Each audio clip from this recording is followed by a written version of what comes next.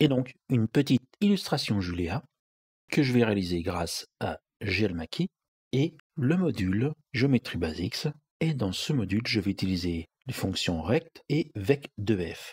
Rect pour dessiner des rectangles et vec2f pour utiliser les points dans un repère. Donc je commence par créer une fonction fdict qui utilise comme variable grand N. Dans cette fonction, je vais définir fvals qui sera un dictionnaire. Les pages sont des entiers, les valeurs seront des entiers.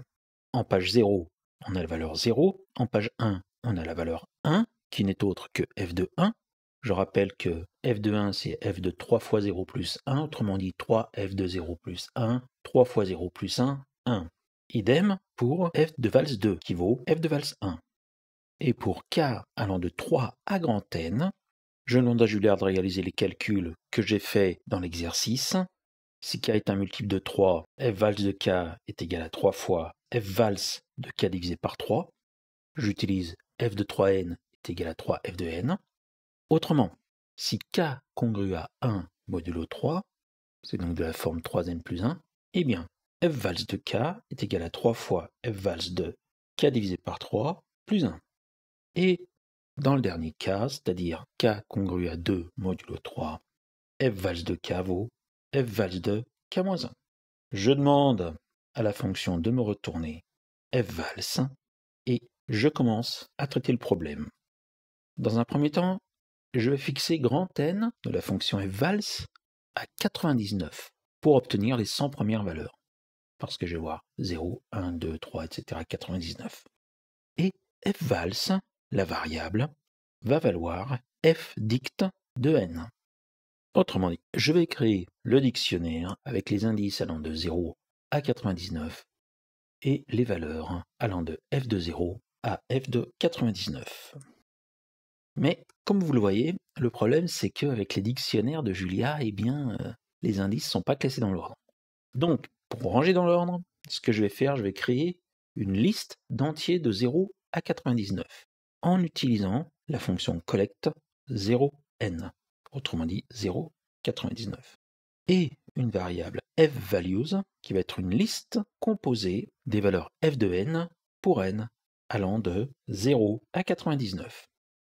J'en profite pour prendre le maximum des valeurs et le minimum des valeurs.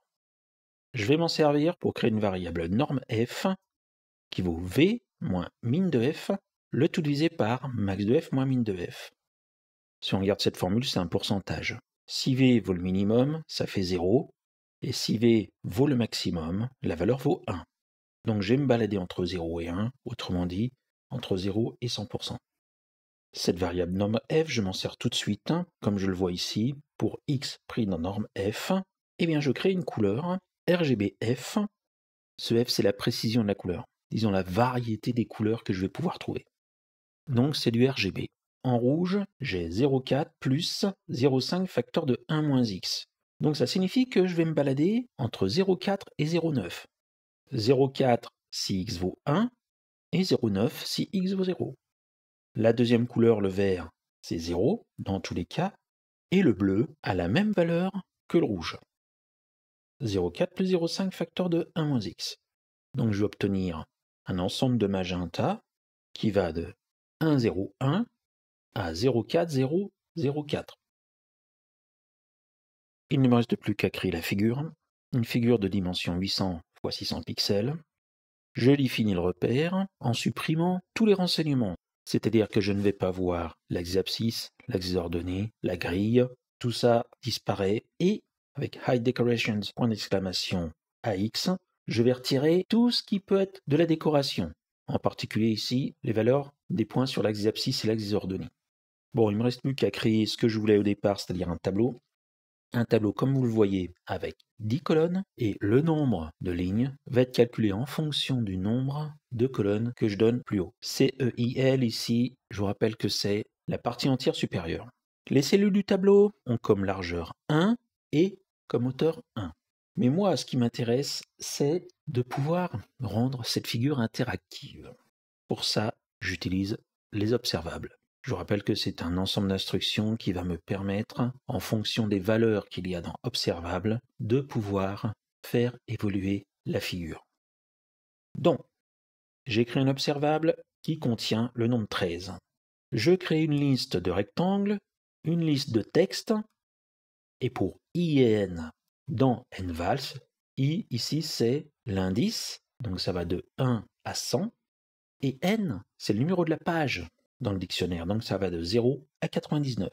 C'est un peu subtil, mais ça nous permet de ne pas nous mélanger entre les indices et les pages, parce qu'on va travailler sur une liste, pas sur un dictionnaire.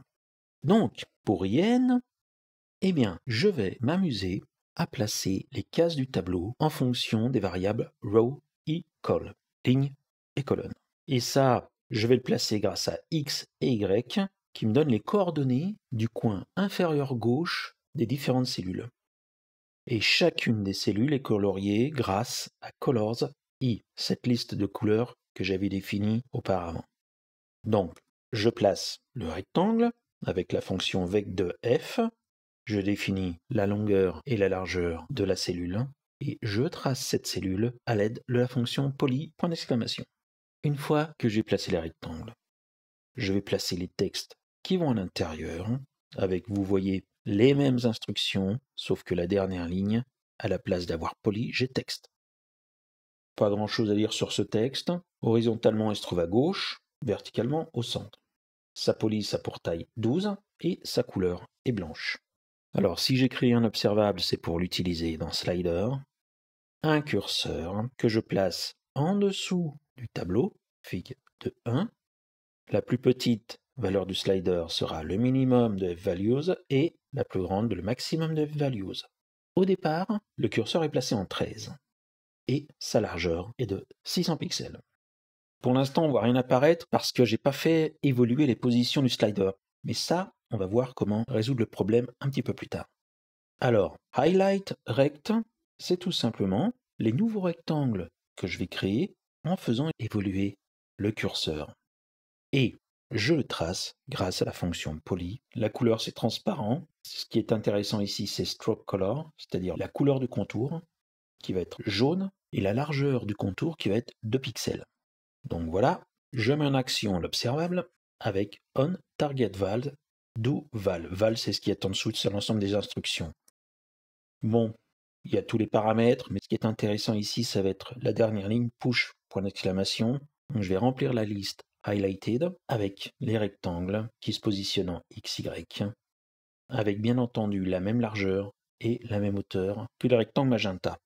Ce qui va me permettre d'afficher tout de suite les rectangles jaunes, c'est la fonction notify. Et je vois que les valeurs qui ont pour image 13, eh bien ce sont 13, 14, 16, 17, 22, 23 et 25, 26. Si vous faites la somme de tout ça, vous trouverez 156.